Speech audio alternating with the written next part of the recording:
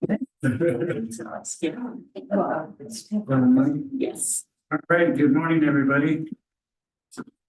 Time is 9:17. We'll convene the regular Board of County Commissioners in Teller County at the Centennial Building. It is February 20th, 2024. Obviously, we're holding a meeting on Tuesday because we got legislative work to do in Denver on Thursday and Friday. So we moved a couple meetings in the spring to our Tuesday date instead of our custom Thursday date. And we will begin this morning with an invocation by Commissioner Williams, and our treasurer, Crystal Brown, will lead us in the Pledge of Allegiance. Please bow your head. Dear Heavenly Father, thank you for another opportunity to serve the great residents and citizens of Teller County and the opportunity to make it a better place than we found it. And we pray for the wisdom of our leaders from state leadership to federal leadership, and we pray for an end to the division and divisiveness that is destroying our country. In His name, amen. Amen. Allegiance to the flag of the United States of America and to the republic for which it stands, one nation, under God, indivisible, with liberty and justice for all. Thank you for that, ladies and gentlemen. I appreciate it. We do have some meeting minutes from our last meeting, February 8th, 2024. Sir, I didn't have any corrections or additions in my reading of the search. And I've reviewed as well, and I have no recommended changes. All right, what would be your consideration on the minutes? And Mr. Chair, I've moved to approve the minutes of the proceedings of the Board of County Commissioners of Teller County, Colorado, dated February 8th, 2024, as presented. Second the motion, Mr. Chair. All right, thank you, gentlemen. Assuming no more discussion needed, roll call, please. Mr. Stone? Yes. Mr. Williams? Mr. Campbell? Yes. And then next up, we have some accounts payable. Another big one, obviously. I have reviewed, Mr. Chairman, and have no specific comments. I know you're going to comment on a couple of the bigger ones, but I reviewed it and have no questions. Thank you, sir. Yeah, I'd just like to point out, it's 1.2 million again, which we seem to be hitting that $1 million number quite often, but anyway, there's $283,303 to CTSI again for some of our insurance programs that we participate in their pool for us, where we buy all of our insurances. And then we have another one, which is a good number out of our fleet fund, $413,082.11 for Wagner equipment, and that's for our new grader that we got to put into use a couple of weeks ago. So another new piece of equipment, and keeping that stuff updated, because obviously graders and snowplows are a pretty good chunk when we acquire them, but Fred's doing a good job keeping them rotated. No, I agree, Mr. Chair. I just want to also thank Cheryl Bears for all her work on this. As you know, she sends this to us a few days in advance, so we get a chance to look at it in detail. Sir, do you have some other questions? Yeah, no, I was just going to say, we've been working really hard to get some of our older equipment replaced when we've had stuff on order. I know we've got a couple of snowplows that have been on order for 2 years that haven't shown up yet, and we're actually looking at other options because manufacturers aren't delivering what they promised. But the excitement around the Public Works Department when the commissioners were up there during the last big snowstorm, and the excitement over a brand new piece of heavy metal and who got to drive it the first time, who got to take it out was pretty cool to watch. And again, just it was nice also to see not only we have new equipment, but we also had somebody to drive it because we were doing better in Public Works. Thank you, Mr. Chair. That's a great point. And as you know, Mr. Chair, some of our graders are almost 40 years old. And so that's a credit to the manufacturer, but also Fred's team for, keeping those up. But at some point, it's a benefit analysis and it's time to get new stuff. So thank you, Mr. Chair. Mr. Chair, I'd like to make a motion that we approve the accounts payable dated February 15, 2024, the amount of $1,218,868.42. I'll second that motion. Thank you, gentlemen. Roll call, please. Mr. Stone? Yes. Mr. Williams? Mr. Campbell? Yes. Next up, we have some board reports. Commissioner Stone. Yeah, thank you, Mr. Chairman. It seems like as we start all of these meetings, it's legislative season. So a lot of our activities are dominate with that. I serve as co-chair of the Pikes Peak Area Council of Governments Legislative Committee. So in addition to the work that we all do with CCI, there's also a bunch of bills that have specific but perhaps different focus from PPACG. And there's a couple of those that we're working on, which will certainly benefit Teller County. One of those is a bill that will adjust the funding for area agencies on aging. The number has not yet or has not changed probably in 20 years on the funding for AAA services. And AAA services are, for example, the Teller Senior Coalition receives funding from them, and some of the transit that they do receives funding from them. And so there's quite a few services throughout Teller County that come through that, and also services in El Paso County that we use a lot for our senior population. And what we're asking the legislature to do on this is to make a one-time adjustment to account for having no adjustments over the last 20 years to account for inflation. But then year to year is then to increase and based upon inflation, because when you're looking at same money 20 years later, we all know that it doesn't go as far. So we're asking the legislature to do that. We're excited about that. We're also supporting through Pikes Peak Area Council of Governments another new bill, another try, and hopefully we'll get it this time, portability for the homestead exemption. And for those who are on fixed incomes and do take advantage of, or disabled veterans that take advantage of the homestead exemption on your property tax. The only problem with the system is you can take it where you are as long as you've been there more than 10 years. But if you want to downsize, if you need to move to lower altitude, which is very common here in Teller County, then you lose your homestead exemption. And ultimately, when you lose the homestead exemption, unfortunately, what we end up with is people just leave Colorado because they want to downsize. And there's a lot of reasons why, that they make those decisions to leave the state. But one of them is there's nothing holding them here in regards to, hey, the state appreciates you and they want to honor whether it's your service as a disabled veteran or, your longtime residency and your status as a fixed income person. So anyway, we're hoping to get that this time, and we'll see if that actually happens or not. There was another one that we're working on that actually I know that CCI will be taking up as well, which is the House Bill 241168, which is called Equal Access to Public Meetings. And in its philosophy and in its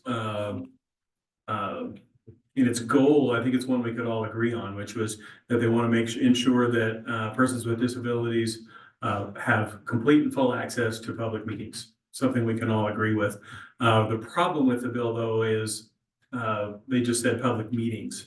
And when they say public meetings, it means everything done anywhere by a board that is published as a public meeting, whether that's one of the commissioners' work sessions or when our boards that we appoint around the county meet, or when water districts get together and meet or have a work session, or anytime they meet with anybody. Of course, it has to be published and people can come to those, but there's a significant burden that kind of crosses a line that makes it undoable and more importantly, extremely expensive. It's probably one of the largest unfunded mandates in the history of the state if it were to go through like it was. That being said, though, one of the things that this board has learned over the last couple of years is if you build relationships and then reach out early in the process, that even if somebody's on the other side of the aisle, we can get them to talk to us. And I actually was able to get the sponsor to talk to me about this bill, raise some very specific issues. And due to that and some other feedback that they got from other places, that bill has now been pulled and is being completely rewritten. And I'm looking forward to seeing the new version coming out. And because they said there were a problem with the definitions of the bill. And I knew what they meant when they said that. And what they meant was, we really didn't know what a public meeting meant. Because it runs so deep when you talk about what the legal definition of a public meeting is. Meetings like this, meetings or a planning commission, all of that, I think It's an admirable goal for us to make sure and ensure that there's access for everybody that wants access. So we support that and look forward to what that'll be coming forward. Last thing I want to talk about legislatively and you know, some of the other boards and things that we serve on, I'm going to kind of leave those off the report today because these legislative items are so very important. But there is an entire list now of bills that will attack every Teller County citizen's Second Amendment right. One of those is one we've already testified against. We went up with the sheriff, and that was Senate Bill 003.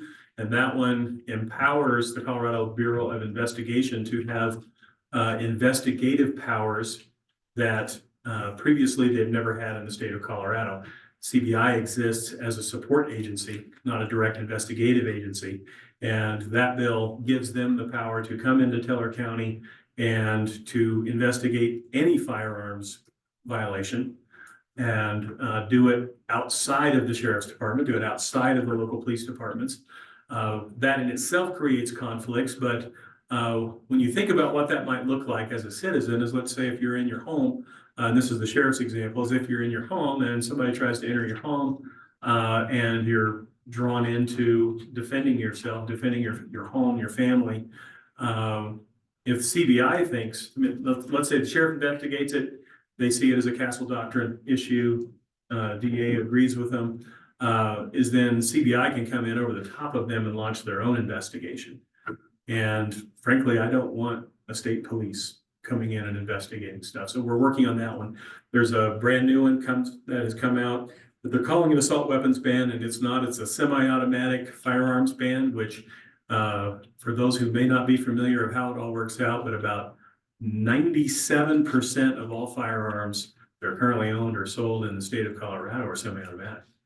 And it's been that way for decades. So really what it is something to ban the future purchase of firearms that are semi-automatic, and they have these huge long lists, and basically it says that anything that can accept a semi-automatic firearm that can accept a detachable magazine, pretty much all of them. So anyway, there's that one. There's another one that I'm really concerned about. You know, I'm a certified NRA firearms instructor. They're looking at changing the CCW laws and for what they deem as sensitive spaces. And basically what that would mean if they pass this law, first off, is they're going to completely change the training requirement. It's going to become incredibly onerous. And again, they're going to utilize CBI to oversee this new CCW instruction program. And Pat, I'm happy to get you these numbers after the meeting, the bill numbers. But it's going to require, right now, there's no requirement for length of class. It just, the law simply says now you have to essentially take a class from an NRA certified instructor or have training from law enforcement, training from military that ensures that you will be a safe carrier. The new one will require classes, tests that you must pass at a certain rate. It requires live fire, which Teller County does not have an indoor shooting range. So it would make it, that live fire requirement would be difficult. And for those who just say, well, you can go do the live fire out in the forest. No, you can't, because that would be a commercial use of federal property, which requires a permit. And so we really don't have very many options. We do have the one outdoor range, which obviously though, for the level that they want you to pass at in the wintertime, it could be difficult because of weather to be able to host classes. So, and that's a private club also. They have to have a membership for. They do have some public days, but mostly it's private. So that's just the training part of it. But then the other part of it is the sensitive space part of it. And what they are, if you read the bill, there's a lot of crazy stuff in there. And for those who conceal carry, first off, is concealed means concealed. Nobody knows you're carrying. It's to protect yourself and your loved ones, and that's it. There's no authorization to be a vigilante. And in fact, the FBI crime statistics of all the groups that they track that and then rate kind of their rates of committing violent crime, concealed carry permit holders are the least likely of all citizens to commit a violent crime. I'll say that one more time. Concealed carry permit holders are the least likely to commit violent crime of any group that they track. And that's lower than law enforcement. Matter of fact, it is 1/5 of the rate of law enforcement, and the law enforcement rate is really, really low, as you would expect. So it's even lower than that. So these are the people that you actually want carrying, but where it would prevent you from carrying is parking lots, church, public events without any definition of what a public event is, but I'm assuming our ice festival would be considered to be a public event. Ice castles would be considered a public event. You know, 4th of July in the park. Oh, by the way, parks, no, can't carry in parks. And they're just basically they're creating a patchwork of things where basically you can have it at home and in your car, and it's such an onerous burden on the concealed carrier that they're going to turn a lot of law-abiding citizens into criminals. And that's not what laws should do. So that one's a big one. And so then from that also, and I'm on my stuff now, Mr. Chair, so please forgive me for taking so much time, is we need your help on a lot of these bills. On the Second Amendment bills, we need a lot of help. And how you can help is number one would be to obviously go to Denver and testify. Citizens can do that, but it's a time sacrifice for those who work, have families. But they've now provided a way for you to testify online. So you can simply go and find the bill, sign up to testify at their committee meetings, which will be coming up soon. And then just like you would for any Zoom meeting, you can go on, they'll invite you on, and you'll have 2 or 3 minutes to testify against it. And they need to understand that, Teller County, for one, is a county that is fiercely defensive of the Second Amendment. And we support those rights. I know the sheriff also has said that, his enforcement level of unconstitutional or unenforceable laws, that won't be his duty because he raised his hand and took an oath to the Constitution. And so we've got the best sheriff in Colorado, but that won't prevent the legislature from doing what they may want to do. So I want to ask your help to write letters. I want you to ask you to sign up to testify. And again, Pat, I'll get you a list of these bills after the meeting, but there's a bunch of them and I expect more. And sometimes I'm even surprised of how they thunk some of this stuff up, just to make it really, really difficult. I mean, they did the 3-day waiting period, which I think is in the last session, which I think is discriminatory against rural folks, because we tend to buy most of our firearms, down on the Front Range somewhere at Cabela's or some of the other big firearms places. And to require us to go back 3 days later is a greater burden than those in the city who just have to, go down the block. So with that, I will get off my soapbox, Mr. Chair. That's all right. I appreciate time. Thank you, Commissioner Stone. Commissioner Williams. Thank you, Mr. Chair. I'll just borrow your soapbox, Eric. So I'll get back to our state legislature because we're joined at the hip with our sheriff. I know Pat did a great article of the 2 sheriffs on the front page. Just know that they're standing on the shoulders of 3 commissioners. We're all with them on some of these things. I want to report back briefly, Mr. Chair, on NACO. As you know, I represent Colorado counties in Colorado at the National Association for Counties. And so about 3,000 county commissioners in the United States, about 1,000 showed up. Which were selected. My expertise there was public lands, natural resources, obviously energy, environment, that kind of thing. Was fascinating. Once again, the president came, President Biden spoke to us for about 20 minutes, pretty pointed. It wasn't necessarily a political campaign stop. It was actually directed. The president was a former county commissioner. So his quip was that he believes county commission leadership and government is the last level. People know where you live. And they can come find you in your stores and they can shake your hand and it's light you in the eyes. So he's a really big believer in it. And that was a great point. A couple things, just really hit the big 3. We covered the Western Solar Plan. As you know, 2 years ago, it was revealed that the president and the administration wanted to put 25 gigawatts of solar panels on BLM, the national forest. On the one hand, that's wonderful. On the other hand, that's the land of natural resources, many uses, grazing, mining, recreation. So lots of concerns. The NEPA process for that. So we got an update on that. It was called something else 2 years ago, Clean Energy Act. Now it's the Western Solar Plan. The NEPA, the project and response won't be due until April at the federal level, which is interesting because now we have a state senator trying to write a law for us that I'll talk about in a minute prior to even getting the results. Teller County is safe right now, and not that we're anti-clean energy, but our BLM parcels are too small and our national forest is too mountainous. If you're Nevada, maybe 98% of your state has been targeted. And so there was a coalition of ranchers and grazers and folks there saying, wait a minute, let's talk about it. So more to come on that. And obviously the race to failure is because we don't know how the election is going to come out in November. So this Western Solar Plan could go away or it could get bigger. So a good update on that. Next thing, as a result of the infrastructure bill, a 50-person wildfire commission was created a year ago, and they're commissioners. And so we got to get an outbrief from them. This is specific to wildfires. And so just Pat, for you and for the Jackpot Online, is pretty sobering. Every year we're losing the size of Massachusetts chunk of forest in the United States. So they gave us some briefs, 246% increase in the amount of structures lost, and that's the WUI. If you remember last year, Wildland Urban Interface, your county commissioners worked a lot with our state legislators to talk about wildland urban interface and how close you build and what materials you build, but 246% increase. The so what on that for us is, you know, that we've got a problem with fire insurance in Teller County. We've got a problem with fire insurance in rural Colorado. Some of our state legislators are taking that up along with Senator Baisley, but they're looking at the national level as well. Some predatory practices, but if you're in the business of insurance, obviously you can't make a profit at the rate we're burning these things up. That committee gave us 148 recommendations. Those went straight to Congress, and they're bipartisan and they're being favorably listened to. So I was very encouraged to hear that we're not alone and unafraid in rural Colorado, and certainly not in Teller. There's lots of folks working on it. So again, the Western Solar Plan and wildfire mitigation. The most eye-opening for me personally, we spent an entire day on this one, was AI, was artificial intelligence. And you would ask yourself, what does that matter in small rural Teller County? It matters a lot. Obviously, they looked at elections, which they were very happy to report that they feel that our elections are very secure. They went through softwares.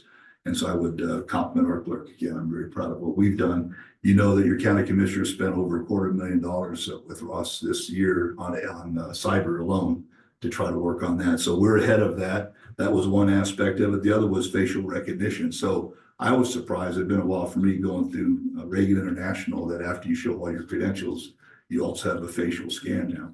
And the ALCIU is involved in that because if you're a person of color, there's a higher ordinance or a higher probability of being pulled out of line because you might look like some stereotype, if you know what I'm talking about there. And so, and then generative AI with things like HR. And so I briefly talked to our HR director this morning that on larger corporations that you don't even get a chance to get your foot in the door because there's a machine that pretty much goes through it all.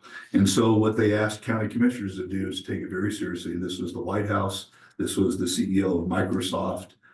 This was Salesforce, all the industry experts, Department of Energy, which apparently is where AI is being housed. And I'd simply say they embrace it. And as we embrace AI at the lower levels, it's a good thing, but have guardrails as you go forward because we don't know, we don't know. You've all heard of GPT chat, and they use that as an example. And that the first week that came out in the United States, in the first week, there were 5,000 people that used it. They reported back, and the CEO of that company was there, that now there's 180 million people using that. Whether they're doing legal briefs with it, whether it's doctors using it, whether it's politicians giving you speeches. And it's like Wikipedia, it's not always right. And so big eye opener. So what again for Teller County is Ross is already working with IT to come up with a policy. And there's some county examples that are already out there that they showed us at NACO. So very, very good for I think a bang for the buck and something we can learn from here. Closer to home, as you know, I sit on the CPW Wildlife Council. We had a whole day meeting last week. The wolves are still alive. I'll just leave it at that. The Wolverine reintroduction program is legislative right now. That's Perry Will, Senator Will is moving that one through. Should be about 50 Wolverines. Apparently they still exist in Colorado at the higher levels. Someone actually suggested they should change the word Wolverine because it sounds like a wolf. It has nothing to do with it. But apparently they're moving forward with that and more to follow. And I'll say without my CPW wildlife hat, but as a county commissioner, there is still a potential ballot initiative to eliminate hunting for cats. And we're talking wildcats like puma, bobcat, and lynx. They don't have enough signatures currently. Again, there's lots of consternation on whether a ballot initiative should manage our wildlife. And my position, of course, is that's why we have DNR and CPW. We don't need that. So more to follow on that. But as Eric said before, Mr. Chair, I would encourage our residents to remember you live in a rural county, that we hunt and fish up here. The Wildlife Council example exists in legislation to encourage hunting and fishing, which is generally a rural activity enjoyed by a lot of city folk. They just don't understand what they don't know. So continue to watch that. And then coming closer to home again, as Eric said, I won't belabor all the bills, but we plan on testifying and have testified on every gun bill, as we are staunch supporters of the Second Amendment. And also our sheriff, you know, he spent a lot of time, I think Pat's article was right on immigration. You know, we fought ICE last year. There's a false narrative that said Teller County and some others were out hunting people of color and taking them to jail. That's not what it was. There's a federal law, and that's what immigration is right now. It's the number one issue, as you know, at the national level. I certainly saw that in Washington. And so he's just trying to follow the law, and we continue to have state laws involved. Not to go over anything Eric said, Mr. Chair, but what we're seeing, and I just set the landscape for Pat and Rick. We are 3 county commissioners from a small county in a rural county, and we happen to be Republican. We're working in a legislature that is a supermajority of Democrats, including our governor. The fact that we get anything done is a miracle. Now, we get those done by relationships, by getting involved in the issues, by trying to bring sanity, logic to some of them. And I will say that a lot of our senators and our representatives do listen to us, but it takes a lot of energy and time to go up there off cycle. The summertime, some of this stuff with these bills, the gun bills are fairly new. They're not a surprise. But things like the wildland urban interface bills, the things like construction defects that Eric Stone helped lead, we've been working those a long time with these guys, and we're getting a lot of progress, which leads me to my final point with our legislature. So you have this Western Solar Plan. I attended, as you remember last year, several clean energy summits for Teller County with former Governor Ritter here in the state, and they didn't want a bill. What they wanted is, for example, Teller County, if I come to Teller County as utility grade solar unit and I bought property here through Ross Herzog in our planning department, we can adequately work with your application and we can get you through the process if that's what the people want. We don't need the state to tell us how to do it. And so I've reviewed a draft bill that hasn't been introduced yet for clean energy in advance of the federal report that pretty much wants to mandate a whole bunch of stuff. And it's your typical thing. So I had a chance as an example to redline it, to go through it. As if I was a senator and say, here's how I would write it. And that's an example of what Republican commissioners can do in a Democratic legislature if there's trust.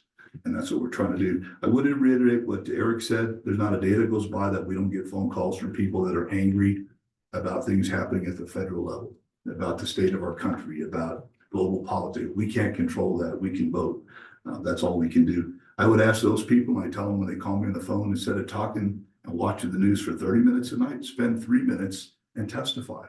You can actually make a difference if you'll testify. On this first gun bill, Senate Bill 003, as Eric can tell you, it was so quick and so suddenly introduced that the best we could do was 4 sheriffs, a couple of commissioners, and 3 DAs. And out of those couple of commissioners, you're looking at 2 of them right here. And they do that on purpose when they introduce this stuff really quick. And so if you want to help and you're a Teller County resident and you're frustrated, I would ask you just to look at the legislative calendar. They are making bills every day that affect rural Colorado. And that's really where we come from. Final point, Mr. Chair, on the good news side, tomorrow at 5:30, the final city in Teller County that will become a Purple Heart city. And Andy Durham asked me to pass to you. Everyone's invited. It's going to be over at the city council meeting at 5:30. I've got a couple of Purple Heart veterans that Eric and Bob and I know coming to it to be honored. And then those signs will go up. And that will really complete Victor, Cripple Creek, Woodland Park, the entire county. And of course, as we reported last time, both of our state highways will be Purple Heart. And I spent some time yesterday with a Purple Heart veteran, and it's eye-watering, and they all happen to be Vietnam veterans, you know, and special operators, guys that have done the real thing, and they're really appreciative. And so I'll just leave it with that, Mr. Chair, but I appreciate the time. Thank you, Commissioner Williams. Just to tag on, and I know not everybody wants to keep hearing about the legislation, but the property tax bill, I don't know if you're talking about Senator Hansen's bill. Yep. That also creates a new system for it. It's no longer going to be called the homestead exemption. It will be a senior qualified residence classification, and they'll create a new system for it. But the tag that I've been working on in that bill, because it's multi-pronged, is that it actually creates a multifamily category within the senior category. So it further complicates the process of what multifamily is versus just making the homestead exemption portable. So I think there's some work we need to do on that bill, and I've been focusing on it. And just in tax and finance alone, and I focus on that just because that's an expertise of mine, let alone the other bills we take on as a group and go up there and testify. There's 15 bills that affect counties in the property tax and finance world. That's not counting the 45 bills that CCI is looking at that are county located just in the last week or two. Because we've already taken positions on 40+ bills, and last week we've got an introduction, which we'll all take positions on this week in each one of our steering committees. It was 45 new bills in just the last couple of weeks that are county affiliated.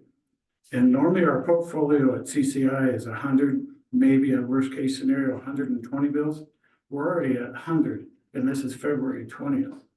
So our list that affects counties, because that's what CCI obviously centers on, is just county impact. So our work on legislature is situations where the state is involved in local government has just become more and more, I'm going to say onerous, but diving down into local government, local control, situations that counties have and manage under their own control. And most counties do pretty well about managing this process, but it's becoming more and more expensive every day. So those are just a single minor segment of the total bills that are going on up there. And CCI doesn't get involved in gaming bills typically. They don't get involved in gold mining bills. If there's hard rock mining, they don't always get involved in the Second Amendment bills. So there's whole categories that CCI doesn't even take positions on, because that's up to everybody else to do individually. But the work has just become onerous. I have in my stack up there probably 4 inches of bills that I'm focusing on, and it's just a tiny segment of bills right now. So it's become quite the challenge. But otherwise, obviously, I've been busy. We had a long meeting the other day. I'm not sure what day even it was. All the days are running together. But we're working on gaming grants with our limited gaming impact grants, where we get to apply for funds, and districts and processes that don't get direct gaming taxes. We're looking at adjusting some of the processes in the grant affiliation, just so that when our administrative folks like John back there gets involved in grants, we can simplify the process, because the amount of work that we have to do to apply for those grants is just onerous. And we're trying to streamline. Specifically, the other day, we worked on some law enforcement bills so that we could get a uniformity about if you're asking for additional law enforcement money on how it relates to gaming, and just the percentage of gaming bill or cases that we deal with compared to general law enforcement, and making that process work smarter, work easier, and be uniform across the way, because there's several agencies across the state that apply for gaming grants. So I've been working on that. Well, every other committee I've been working on the last week or two was committee work and board work. Of all these boards we sit on, as you guys know, we sit on quite a few boards, but anywhere from CTSI to Pikes Peak Workforce, Community Partnership, et cetera. All these items take time, and I'm happy to participate, but that's what encompassed my last week or so in working on all those bills. So, the consideration of time, I will leave it at that. Next up, we have elected officials report, and we'll start with you. Administrator's report? Or we do? Oh, you're right. I'm sorry. Stephanie Keys is our clerk and recorder. Anything going on? Not much. I just wanted to let you know that in 4 days, we received over 800 ballots back, so I'm very excited about that. We'll be opening our vote center next Monday, the 26th, and it'll run 2 days. Other than Sunday, I have received a lot of frequent questions, or the same questions, so I did a release on our website, on the Facebook page. I sent it to the press and the parties. Some common questions that we have about the Republican and Democratic ballot, and some registration eligibility. So if you'd like to visit that online, that would be great. Other than that, that's all I have. I saw the chamber push that out to their membership too, from the Woodland Park Greater Chamber. Yeah, she deserves an award. She did that in about 5 minutes after I sent it, so she's on it. Yeah, I was just saying, Mr. Chair, too, there's a lot of interest in it this year. I know Susan and I filled ours out yesterday, and some of the questions, when they open up, they'll be answered. So for example, not to get political, but former President Trump is on the ballot, you know, regardless of what happens in the Supreme Court. All the folks that dropped out are still on the ballot, and there are 2 current folks. And again, I know you usually mention it, but if you're unaffiliated, you get both sides, but you can only vote one. And so we get those calls as well. And I said, the clerk recorder's got a great frequently asked question page, and we just try to get them towards you or answer it honestly. So, but almost 1,000 so far. So that's good. Yeah. I'm Doing a excited. great job, man. Carol Kiddison, our assessor.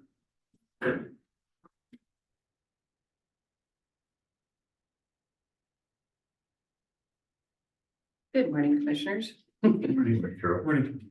So we're pretty busy. We're out picking up new construction. The last 3 weeks the weather hasn't been very cooperative, so that's what our folks are working on in the field. So just be aware they will be out and about. We are having to submit a new abstract since that $55,000 exemption last year. So we're working on that. Some other reports that are also due this time of year. Our personal property declarations went out. If you have a business, please submit your personal property declarations by the timeline. We also have information on our website, and you can always call our office. And let's see, last but not least, you were talking about legislation. I am on the Colorado Assessor Legislative Council, so we are advising our folks that regularly go up to the Capitol as well on some of those, some of the senior things that have come through. It's not just the senior exemption, it's the senior exemption or the other option, which means we would then have to store those 2 fields in our system, which requires a major change from our vendor. And so we're not just talking the senior exemptions, but all of the legislation that's coming through. A lot of that requires a lot of reprogramming from our vendor. And as much as we can do that on a spreadsheet, that's all good and wonderful, but eventually that does have to get published to our website, and it needs to go to the treasurer's office. So their software will need to be able to deal with that as well. So a lot of what we advise is, can we do this? Can it be done in a reasonable manner and timely? So that's a lot of what we're doing, is looking at that. So it's been busy this spring. So I feel you guys. Like, Mr. Chair, just Sure. a question, Carol, that's really useful information, because as Eric mentioned, if we go up there to testify, we'll make sure we talk to you in advance, but those are unfunded mandates. If a good idea turns into us having to buy more software, particularly after all the cyber work and everything. So that's not on you, that's on us. So if you see those ideas and you know there's something coming, that's a talking point. The other one, I just remember back a few years ago when you and I worked together in my different role, as you're out looking at new construction projects or just things that you see, you're the eyes and ears of the county. Ross is revamping our code enforcement right now. Do you feel that's a good dialogue between what you guys might see that you think is new construction, but there's no building permits? Is that still alive and well? Remember a couple of years ago, it was marijuana grows. It was, and you would call and say, hey, we just found a bunch of stuff in doing our normal job. Because we're hearing that from the sheriff's department, how much stuff's out there. Does that make sense? Are you able to see things that aren't on your records that you then are able to check with the building department to make sure it's bona fide construction and not, shed dwellers? And Well, we do see things out in the field. Code enforcement is not the purpose of the assessor's office. Our job is to value property. So we will pick up things and put them on our rolls as they are discovered. And that is the main purpose of what we do. yeah, that's another database. Yeah, no, I know it's not your role. You're out there, so if you see something, that's something we worked on before, Ross, where they pick it up and they value it, which is the right thing to do. But then the person that eventually gets caught in code enforcement says, well, I've been paying taxes on it, but it was never a bona fide structure, didn't have a CO. So that's really for us to fix. I just didn't know if you were seeing that as much as the sheriff is. But appreciate it. A lot of interesting things out there for sure. Yeah. And Mr. Chair, if I may, there's a couple bills I know that were brought to CCI's attention that we're watching because they affect commissioners, because obviously we pass budgets and we have to pay for stuff. But there's a couple of new bills out there that create new classifications of real estate. I think there's one related to STRs that would create a new classification for real estate. But one of the things I've noticed about it is embedded within the bill is just simply says the assessor shall. And it should be followed by the assessor shall magically find all of these things that they're identifying in the bill and then, value them accordingly. And I knew you're probably aware of some of those, but it's stuff we're working on also, because not only are they unfunded mandates, a lot of them are undoable mandates. Absolutely. You know, honestly, I don't know how you guys would be able to do some of the things that they're asking. You do have some allies out there, some former assessors that are now commissioners in CCI that are currently working on it, but I know your organization is as well. Right. But just want to let you know that if there's anything, you know, that you'd like us to do or to focus on that you see and just say, hey, while you're up there, because obviously we spend more time up there this time of year than other electeds can. Let us know, and because I'm happy to go in and testify on behalf of the county on bills that you see problems with, so we can provide possible solutions and fixes so that you don't get an unfunded mandate or a burden that you simply can't do. They're good at telling you to do stuff that you can't do, but Right, well, and I think that when they're talking about having the Division of Property Taxation have a database for us, how they actually get that data for the database is questionable, because you can't force the Airbnbs to provide information, you know, unless they're gonna sue them somehow magically, they're gonna produce that, but you know, what do you do with all the other websites? You know, you can take your two major ones, but what do you do about the rest? Right. And then they're talking specific timelines or days of how many days people spend in them. How do you do that? So, you know, if you were to take that from the other side and provide a homestead exemption for people that can prove that they live there year round, would that not be easier than trying to do something else on the other side to find the people that are doing the Airbnbs? So there's two sides to that, but thank you for that, and I'll be talking ready you to soon. help. Thank you. All right, thank you. Thank you. Thanks, Carol. Our treasurer and public trustee, I Crystal. have no report today, thank you. Thank you, ma'am. I appreciate that.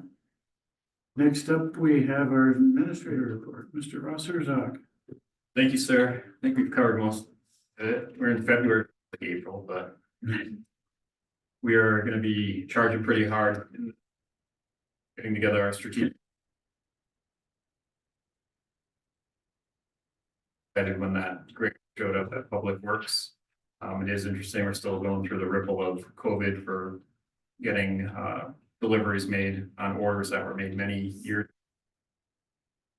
Some of the mechanics happy that they're not having to fabricate the parts now and getting them out to mill. Some of those trucks that are 40 years are becoming more and more difficult to keep running, but they're solid trucks. Other than that, nothing additional. And I just pass on a Fred, I'm proud, all three of us, all right?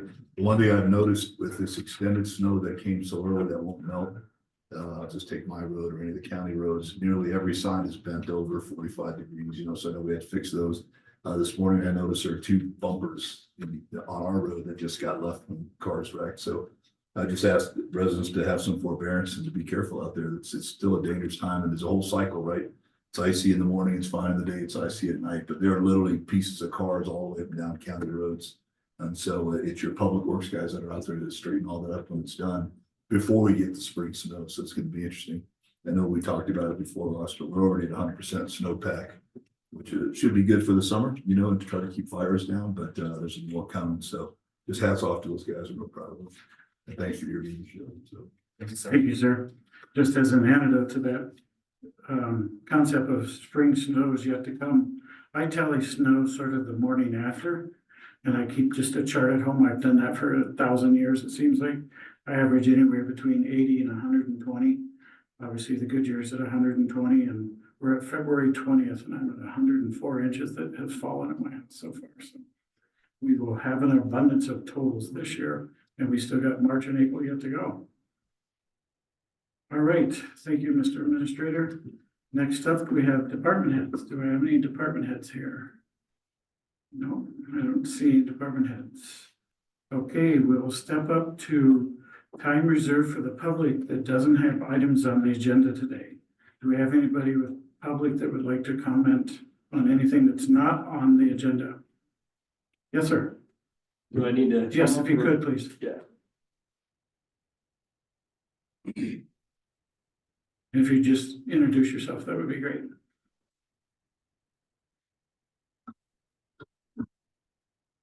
Commission, my name's Grant Jerry. Before I kind of start into it, I would like to thank the commissioners for their work with the legislature, specifically on the Second Amendment piece and the legislation that seems like it's like an overwhelming wave coming out of the legislature. Is something that's also important to me, aside from the topic I'll get into after that. And I plan on testifying when able, when I can break free. In the remote, or providing that remote testimony, is something that's really important, because it is a burden, as you all know, to travel up to Denver and make time with that. So my name is Grant Jerry. I'm a lifelong hunter, angler, wildlife conservationist, active in many of the wildlife organizations here in Colorado, the Elk Foundation, Mule Deer Foundation, etc. I'm also a Teller County resident, and I'm here this morning for two reasons. First, I'm a bit frustrated looking for assistance. I know that county commissioners in Colorado play a critical role in state governance. You guys talked a lot about it in the early part of this meeting, and I'd like your help. And second, as an avid sportsman, I'm duly concerned with the direction of wildlife management in the state of Colorado. More specifically, the future of our rich sporting traditions. Anti-hunting activists are seeking to manipulate the governing bodies in Colorado to further exclude hunters from wildlife management, which Commissioner Williams talked about earlier, and slowly over time in the practice of ethical legal hunting. And we're seeing this most recently through the appointment of 3 unrepresented commissioners to the Colorado Parks and Wildlife Commission through an utterly untransparent and flawed process in the governor's office. These appointments are counter to representative government with little to no constituent dialogue, which is important, incredibly important, and they represent a stark conflict of interest with the Colorado Parks and Wildlife's mission to provide recreational opportunities for Coloradans. They also, and this is not a minor point, ignore the statutory requirements regarding Colorado Parks and Wildlife Commission appointments, the things that are written into statute that came from our legislature. In July, Governor Polis announced that he'd be replacing Commissioners Carrie Hauser, Betsy Blecka, and Tasha Adams, all incredible advocates for hunting, angling, outdoor recreation writ large. With Jess Beaulieu, a noted animal rights activist and attorney, Jack Murphy, an animal control specialist, which when I was growing up, we called him a dog catcher, and an animal rights activist in his own right, and then a former wildlife biologist, Gary Skiba. The positions on the commission that Beaulieu and Murphy were appointed are required in statute to represent the outdoor recreation and parks utilization industry constituency, of which neither have any significant experience whatsoever. In fact, there seemed to be no dialogue with the outdoor recreation constituency or industry on these appointments. I actually contacted our local Pikes Peak Outdoor Recreation Association. They knew nothing of it. And they said, well, they really just don't ask us. Beaulieu and Murphy were appointed to pursue an animal rights anti-hunting agenda, not advocate for outdoor recreation or Colorado parks utilization. I've contacted personally the governor's office over a dozen times seeking information on the appointment process. What is the selection criteria? And not once have I been granted the dignity of a single conversation or response. While Beaulieu and Murphy are woefully unqualified to represent the interests of outdoor recreation, they also represent a clear conflict of interest with the role of the Colorado Parks and Wildlife Commission. The CPW Commission is the governing body for the Colorado Parks and Wildlife Agency with regulatory authority over all hunting and fishing activities in Colorado. However, both Beaulieu and Murphy have a long history of animal rights, anti-hunting activism. Beaulieu served as a fellow with the Center for Biological Diversity, a prominent national anti-hunting organization with a history of litigation against federal and state wildlife agencies to prevent and or limit the practice of hunting. Currently, Beaulieu serves as the manager of the University of Denver's Animal Law Program. From the website, the Animal Law Program's stated ideals are non-humans are routinely killed or harmed unnecessarily, and attorneys and law play an important role in facilitating pro-animal social change. One would have to reason that hunting would constitute routine killing, and that Beaulieu would seek to institute pro-animal social change through an anti-hunting agenda taking place there on the commission. Furthermore, the Animal Law Program is a clearinghouse for some of the most powerful national anti-hunting organizations. regularly hosting speakers from the Humane Society, the American Society for the Prevention of Cruelty to Animals, and Wild Earth Guardians. BoCC more recently testified in favor of the 2022 proposed mountain lion hunting ban before the Senate Agriculture and Natural Resources Committee, before it was quickly killed with a 4-1 vote in that committee, losing all but one sponsor along the way. Murphy also has a background in animal rights anti-hunting activism.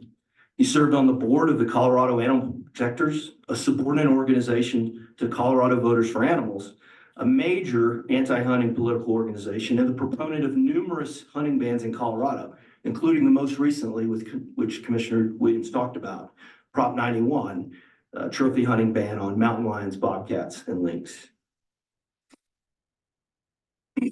My major concern with the appointment of Gary Skiba, the sportsman's representative, is not within the person, but in the process by which he was appointed. The seat Gary will fill is supposed to represent sports persons across the state. The Colorado Wildlife Conservation Project, a collection of Colorado's finest hunting, angling, and wildlife conservation organizations, recommended Pat Dorsey, a career wildlife biologist with the DNR, for this commission seat. However, the governor's office completely ignored the recommendations of CWCP, not allowing any dialogue with stakeholders and/or constituents regarding this appointment or any others. That being said, the appointments of BoCC and Murphy are truly the greatest concern to hunters and anglers. Both are dyed-in-the-wool, anti-hunting animal rights activists that have also avoided any substantial dialogue with sportspersons. After my public comment in July at a commission meeting, BoCC attempted to refute the statements that were a direct quote from the University of Denver's Animal Law Program website. She also claimed that a few childhood visits to state parks made her qualified to represent the interests of the outdoor recreation parks community. I'll tell you, I've been to a few Colorado Rockies baseball games. That doesn't mean they're going to hire me to work in the general manager's office. After public criticism of his appointment, Jack Murphy stated in a commission meeting that he has empathy for rural Colorado residents, and what I can only describe as one of the most shallow and insincere tones possible. So I ask you, county commissioners, to use your voice in state government to stand up for the hunters, anglers, sportsmen and women, and outdoor recreationists across this county and the many others like it across the other counties. And I ask you to reach out to your counterparts in the state Senate, who will soon vote following the February 29th committee hearing on whether to confirm these Colorado Parks and Wildlife commissioners, and urge them to vote no. Please lend your voice to the residents of Teller County and the other rural counties like it, who were ignored and marginalized during the commission appointment process. Thank you for your time. Thank you, sir. I appreciate it. Mr. Chair, Grant, we know each other and I appreciate your passion. Also, thanks for your service to this country. I know you recently retired as a special forces guy. As you know, I accepted the appointment to CPW Wildlife Council for exactly the reasons you just mentioned. I won't speak as a council member. I'll speak as a county commissioner. Now, you're right. Couple of things I would tell you is you only get 3 minutes when you go up to testify. So what you want to do is take what you just crafted and make it a letter and get it to the folks on that committee. I think we talked about that before. There's also, I would tell you, this is really it might have come out of the governor's office. And again, it's a political appointment for a reason. There are a lot of bipartisan support for hunting and fishing. Dylan Roberts is a great example. Over in Summit County area, there are lots of folks whose political leanings might be left or Democrat, but realize that their jurisdiction makes a lot of money on hunting. So you have a foothold in there. I like the way you presented the facts and that, but I would definitely take that into a letter form, get it to the folks on that committee in advance. They do read that stuff. There's some other key targeted folks you can send it to, and then testify in person. But they only give you 3 minutes. So what you want to do is take that, take the highlights of it. And obviously, I think you did a great job without defaming the person, but really talking about their qualifications. And, you know, the CPW Wildlife Council exists since they ended bear hunting and trapping. And it was put into the Constitution, it was put into statute to basically say, we've got to encourage hunting and fishing. So all three of us encourage hunting and fishing here. And I think your last and final point, and then I'll give it back to the chair or to Eric, is there is a gross misunderstanding of the North American model of hunting and what And actually, Eric and I testified in person when the mountain lion bill came last time, simply to say that it's an apex creature. That means nothing controls the numbers, and we're not in 1880. We live in their environment, and so there are numbers that have to be controlled. The real point for me, and I think to your point, is that DNR exists. It takes our taxpayer money, our license fees, to manage this for us with CPW. Either we let DNR and CPW manage it, or we create these commissions with the other thing. I would tell you that Senator Roberts has introduced a bill, forgive me, I don't have it in front of me, you may already know it, to even show, to Eric's point earlier, to shed light on commission meetings that have never been public. So one of the reasons that created this bill and the misunderstanding about what a public meeting is the Wildlife Commission in Colorado for a number of years now has never held a public meeting. What are they looking at this year? Greatly altering big game seasons, greatly altering the draw process. It's a money-making thing for some people. So there's a lot going on that we were briefed on just last week in Denver. So I applaud you for your efforts. But again, I would just say, package it, get it to the committee members ahead of time. You can send it to all the senators. I mean, it's easy to do, but target a couple of them and then really pick your words on those three. But we've got the torch. We're up there all the time. And I can tell you what I've been briefed so far. The word trophy is now off of Prop 91. Because what is a trophy? That costs an organization that you and I both know $90,000 to fight in the court system, but the cats are still coming. There's a targeting process that we're looking at that right now to that population. So, but thank you so much with that, Mr. Chair. I'll give my time back to you, Eric. Yeah, I got a couple of comments also. Grant, number one is, first, thank you for coming and talking about the issue. It shines a light on it that sometimes it's an issue that, the commissioners kind of work on. I don't want to say quietly because it's overshadowed by some of this other bigger stuff that we work on.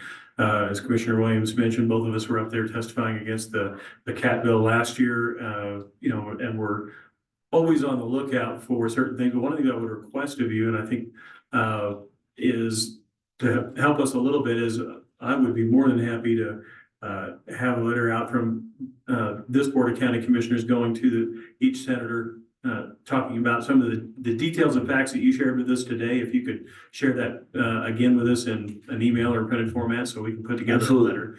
But then from that, though, as I'm connected to 60 plus county commissioners across rural Colorado, that we can immediately share it with and hopefully get some action from them. Also, matter of fact, I know I can get some action from them. Sometimes on these appointments and their confirmations, that they fly under the radar which is why you're here, right? That's correct. Yeah. I mean, and we talked about testifying, and I have been in contact with some of the senators. And one of the things they did allude to was that unlike bills, that the appointments, there isn't an opportunity for public to testify, unfortunately. Do consent calendars a lot of times. Yeah. Yeah. And one other thing I think we need to look at, because in some of the ways that CPW has changed this is CPW understands as they make hunting more difficult, and that's kind of where their focus is right now. We're just going to make it more difficult. And so get less people to hunt, but they lose revenue when they do that. So one of the things that they did was require you to hold a small game license in order to apply. Well, there's an extra $30 or $35, whatever it is for the small game license that CPW gets that money for, or the combined license. I think it's a small combined small game and fishing license now for $35. Is they get that money just for you to have the opportunity, and then they also charge you for points and things like that, where they're still creating revenue so that they can manage wildlife at the same time that they're encroaching upon people's opportunities to go out and hunt. But to your point about these appointments, and that if the governor isn't going to follow the statutes himself, it sounds like the statutes need to be changed in regards to how these are appointed. And I think that's one way to look at this is to go to a friendly senator, whether it be Senator Roberts, who's on the other side of the aisle, who supports rural Colorado, or to our own Senator Mark Baisley or our representative, and look at reworking this. How these are appointed. And frankly, I think these appointments have to come, from the places where they manage. I mean, that's one of the things we talked about with BLM on the national level is everybody's out in Washington, but they manage all the land in the West and nobody's here.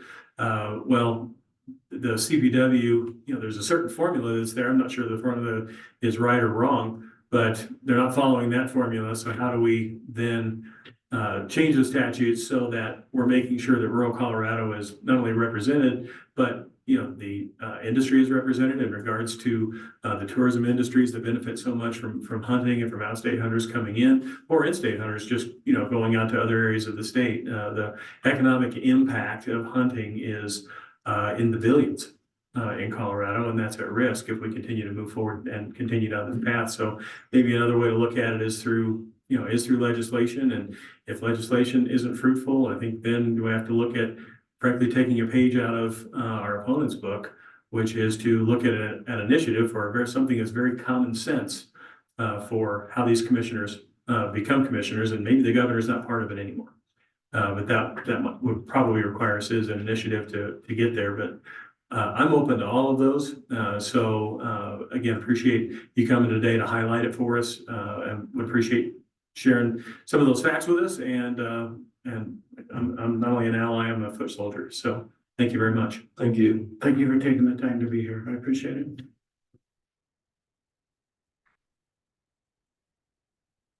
Any other public that has items they'd like to bring in front of the board that does not have an agenda item today? All right, hearing none, we'll begin with our regular agenda number 4. Consider a resolution to amend the 2024 Road and Bridge, Jail Enterprise, Fleet Management, Conservation Trust, and DSS fund budgets. Ross, are you handling this one? Yes, sir.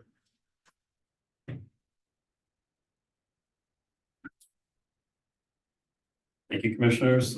Madam Clerk, just to confirm, number 9. Correct.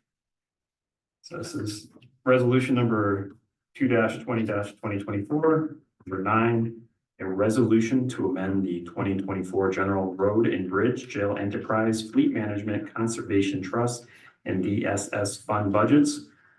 Whereas in the past, the county has recognized significant savings from employment turnover that the Board of County Commissioners could consider for use in other areas. And whereas the Board of County Commissioners has directed staff to make a monthly budget adjustment by transferring personnel-related funds from individual departments to holding departments within each fund as personnel budget needs are reduced, and from holding departments to individual departments as personnel budget needs increase within county policy. And whereas the funds budgeted in the above referenced holding departments, which have been added to each fund as personnel contingency departments ending in the numbers 2190, are not appropriated nor available for expenditure and are only accessible by resolution of the Board of County Commissioners transferring them to other departmental budget accounts. And whereas the Board of County Commissioners hereby finds, determines, and declares that adoption of this resolution is necessary for the preservation and protection of the public health, safety, and welfare of the inhabitants of Teller County, Colorado. Now therefore be it hereby resolved by the Board of County Commissioners of Teller County, Colorado, that the departmental budgets and personnel contingency department accounts be decreased as follows. And I'll summarize by fund. General fund, $2,481,220. Road and Bridge Fund, $598,674. Jail Enterprise, $170,581. Fleet Management, $34,602. Conservation Trust, $96,012. Social Services Fund, $359,634. And that departmental budgets and personnel contingency department accounts be increased as follows. And again, I'll summarize by fund. General Fund, $2,481,220. Road and Bridge Fund, $598,674. Jail Enterprise, $170,581. Fleet Management, $34,602. Conservation Trust, $96,012. Social Services Fund, $359,634.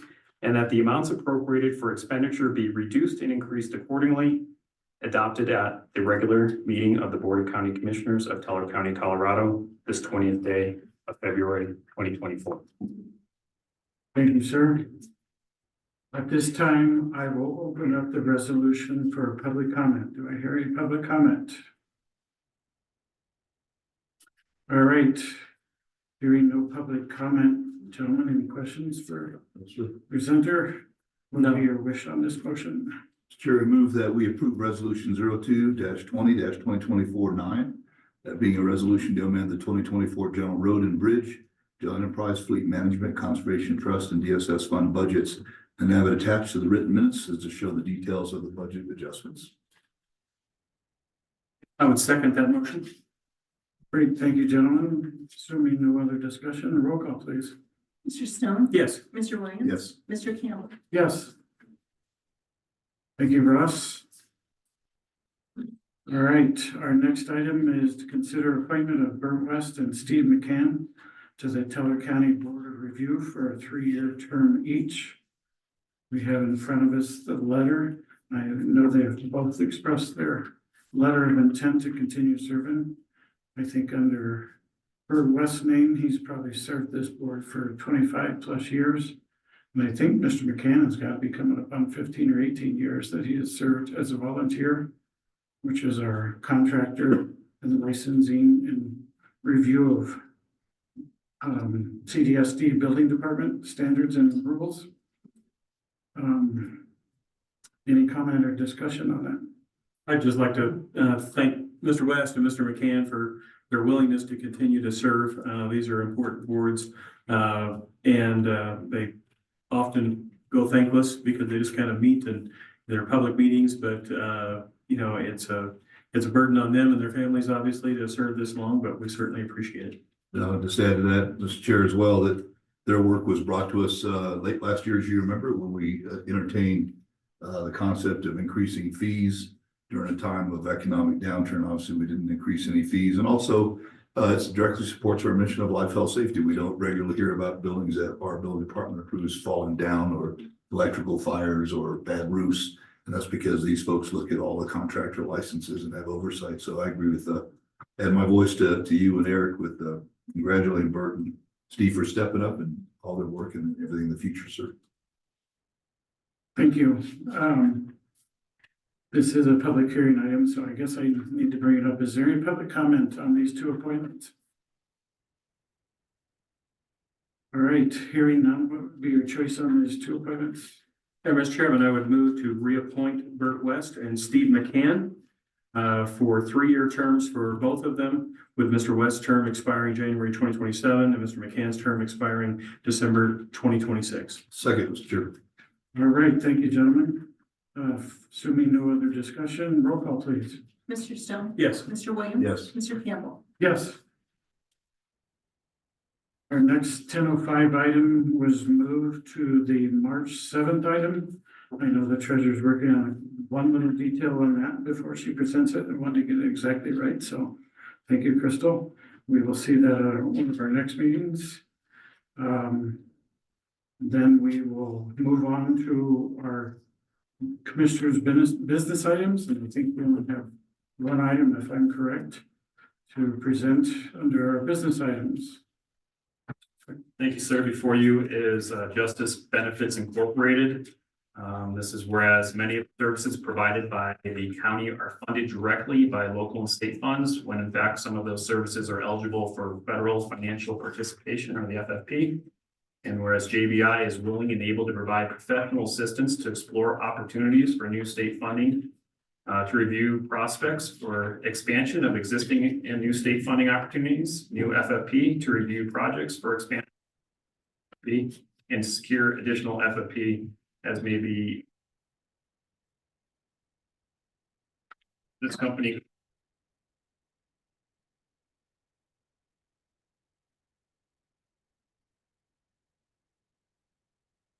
so every dollar they recoup will get 78 cents additional that we missed out on. It has been reviewed.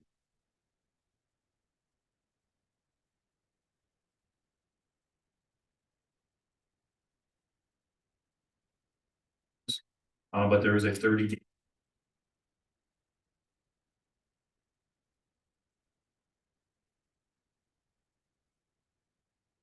No concerns from. Thank you. One question I have, this appears to be a revised agenda. Do we need to do anything specific? No, this is, at the last meeting, we had a really short form extending the term of the agreement. Okay, That got presented. They asked if we could go back and have their longer form agreement with that extension on the term. I reviewed this with the previous agreement. Same verbiage, so I'm comfortable with this and to provide a benefit for the detention facility if they can find any funding. all right, thank you. Any questions or concerns from the commissioners? Yes, sir. No, sir. All right, what would be your motion on this agenda items? Sure, I move that we approve the agreement for professional services with Justice Benefits Incorporated, that being a revision from the extension agreement already approved by the BoCC on January 23rd, along with any modifications requested by the contractor or is approved by the county attorney. Second? All right, roll call, please. Mr. Stone, Yes. Mr. Williams. Yes. Mr. Campbell. Yes. Any other items to be brought in front of us, Mr. Herzog? No additional administrative matters have been received after agenda deadlines. Thank you. Okay, great. I have 10:31. We will adjourn this meeting, the regular Board of County Commissioner meetings on February 20th, 2024. Thank you.